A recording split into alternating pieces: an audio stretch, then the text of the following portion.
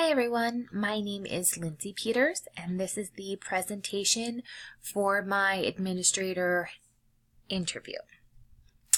I had the pleasure of interviewing Tim Jama. He is currently an assistant principal at Lorain High School. He's been there for 12 years and he has been with Lorain City Schools for 26 years. Right now his job responsibilities include master schedule creation, monitoring class size, as well as the percentage of special education students in general education classes to make sure they're not top heavy, 12th grade discipline, and he is an OTES evaluator. He has about 25 to 30 teachers that are on his caseload of teachers to evaluate each year. We usually stick with the same OTES evaluators each year, but the number in each department fluctuates. So each year his number of people to evaluate changes. Also, Tim is the main building admin. That is the second in command underneath the Director of Secondary Education. As you know, Lorain City Schools is currently in transition from a superintendent model to a CEO model. Our CEO has decided that we did not have enough administrators to do the tasks that he feels should be done at the high school level. So Tim is going to oversee the other administrators that are assigned at each grade level. Tim also sits as the LAA, or the Lorain Administrators Association president. He's been a huge part of the transition in regard to working with the CEO, and will be a huge part of transitioning the new building principal, which is Coyne, the Director of Secondary Education, as that person comes on board from the Dominican Republic. Just a little bit about Lorain High School. We have over 100 teaching staff members, over 2,200 students, 500 of which are on IEPs, 50 on 504 plans. Last year's building structure was a head principal, four assistant principals, including 2 at 9th grade, 1 at 10th, 1 at 11th, and 1 at 12th. That 12th grade slot was Tim's. We have David Hardy Jr. as our CEO, who replaced Jeff Graham due to the fallout with House Bill 70. We've got arguments going on between the Board of Education and the CEO, and it will be very interesting to see our roles as administrators moving forward in this particular model. I think I mentioned it in a couple of my discussion posts, but I am sitting in this an administrator position already as the secondary special education supervisor. So I work closely with all of the building administrators already in regard to making sure that students on IEPs are receiving the appropriate services, supports, that teachers are following IEPs, that we're placing kids with the least restrictive environment, all that good fun stuff. As a district, Lorain City sits at 92% with free and reduced lunch. So every child that we have district-wide K-12 gets breakfast and lunch for free daily. Okay. So when I asked him, I went through a pretty decent battery of questions. I've known Tim the entire time that I've been on staff at Lorain High School, including as a classroom teacher. So I felt like some of these questions I might have been able to predict the answers to, but it's always unique to hear where things sit and how things have evolved since the time that I first met him until now, because the situation that we have is constantly changing, so the perspective that he has is changing at the same time. So what challenges do you face with at-risk students? Tim mentioned that students struggling with things at home tend to make it hard for students to get to school. Those lead to poor grades because they're not turning in work, because if they're not at school, they're not doing their work. And we struggle with parent involvement on the positive side to help students when they are at home. Because we are in an urban environment, we find that so much more frequently high school students are dealing with adult issues, taking care of younger siblings, and when push comes to shove, parents are more willing to send their younger children to school more so than they are their high school aged kids, or that they are more focused on those younger kids rather than the older kids. What challenges do you face when you are working with students with disabilities? Tim mentioned that, as we've talked about in our discussions as well, that you have to be mindful of the 10 days, manifestation hearings, so that their hands are tied when it comes to making sure that they follow all the rules. A lot of times, students on IEPs make up a larger proportion of the student population that are receiving suspensions. So getting to the root of what's going on and why is always a really big task for us. As far as in the classroom, we always work hard to make sure that students are in the correct placement as well through their schedule as well as their least restrictive environment.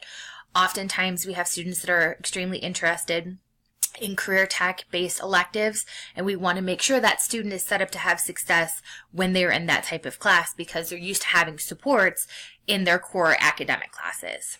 He also mentioned that behavior is an issue and that it's hard to determine if what they've done or the action that they've had is related to their disability or if it's a poor choice or in that particular regard a behavior, which that is actually the topic that I picked for my research paper to really get down to the nitty-gritty pieces of making the best decisions possible when it comes to manifestation determination reviews.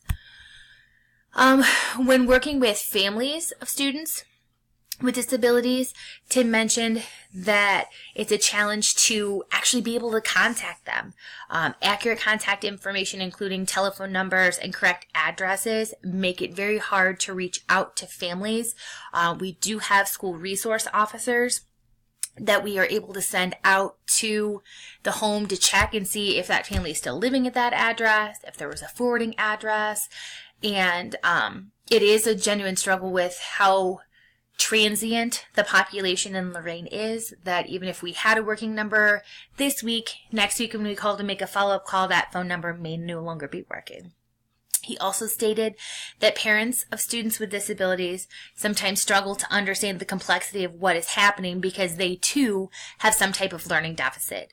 It can be hard for parents to understand the discipline that's handed down, why that's being handed down, and what actions they can take as a parent to make sure that they can support their child as they learn and make changes and growth through that particular learning activity. Oftentimes we find students will have some type of discipline infraction, whether it's dress code or misbehavior, and they don't understand why they're in trouble because what they did is something that they do at home. And so when we're trying to explain it back and forth, we're trying to make it a learning event so that kids understand that you can't do this type of thing moving forward, and that if they need additional supports, we have school social workers, we've got additional teachers in more restrictive settings that provide social skills interaction, social skill, direct instruction to be able to give them the skills that they're missing in order to be able to be out in a population and not cause major issues. Have there been any moral, ethical, or legal issues that have come up recently that cause you a great deal of pondering? We recently experienced, and I experienced this right along with, we had a student on an IEP bring a loaded gun to school. It was very traumatic for all of us. The student tried to explain to us that there was quite a bit of street violence. There had been 14 drive-by shootings in a period of 2 weeks. And he claimed that he brought the gun to school to protect himself as he was walking to and from school. Clearly, that's not something you can legally do. And so we're dealing with all the fallout that has come from that particular event. He also mentioned that any time that a search and seizure takes place, you've got to make sure that you're doing the correct procedure, but you've got to make sure that you have probable cause or a reason to truly believe that a child has something with them that they should not.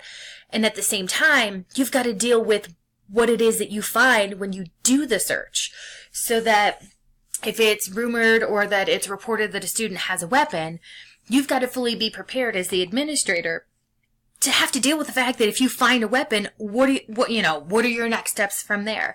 We're very fortunate outside of our own safety and security personnel that are in the buildings, we also have Lorain police officers assigned to the building to help us in following all the procedures in that side. And in the case of weaponry and whatnot, they actually will take over and run the procedures in that particular situation, especially if there's a gun or any type of weapon that's involved. In the roles for establishing and developing school culture, Tim mentioned that they've actually really been working hard on getting parent and community groups together to help impact specific groups of students. We had a parent group work on seniors. We had a parent group and community group really welcoming those children that have moved to Ohio from Puerto Rico. During the aftermath of Hurricane Maria, we had a huge influx of students that came to us from Puerto Rico that spoke no English whatsoever. So we really had to wrap around those kids and make them feel warm and welcome in our school building and open up our minds, if you would, to experiencing things through their eyes and what we could do to help them have successful high school experiences. Outside of that, being visible to staff. If you are constantly in your office taking care of paperwork, you can't be around to touch base with teachers and find out what's going on. And the less visible you are to them, the less you're seen to be developing and working on the climate and culture in the building. Also, working with any type of stakeholders that are digging deep into the root of the problem. If there's something that's going on in the building that's causing negative interactions, whether it's staff, whether it's students, you've got to figure out who it is that is able to get to the bottom of what that issue is and then work with them to get through that side of things. Community resources, we use mental health supports, counseling services from Beechbrook, and we actually have several healthcare clinics in district that we can send students to if they are in need of supports, medically or otherwise. And professional development. So we very, very heavily struggle to find subs when there's more than 5 teachers out at a particular time. So most of our PD is done during the summer. We'll be reinstituting PD Tuesdays, where once a month we as a district are half day, so that the second half is professional development. But in prioritizing, we focus on district-led initiatives, SPED procedural updates, and department-based needs. We're not really strapped on the financial side of that because anything that's coming down is coming down from central office, so they've already allocated the funds for us to be able to do that professional development. Procedural help.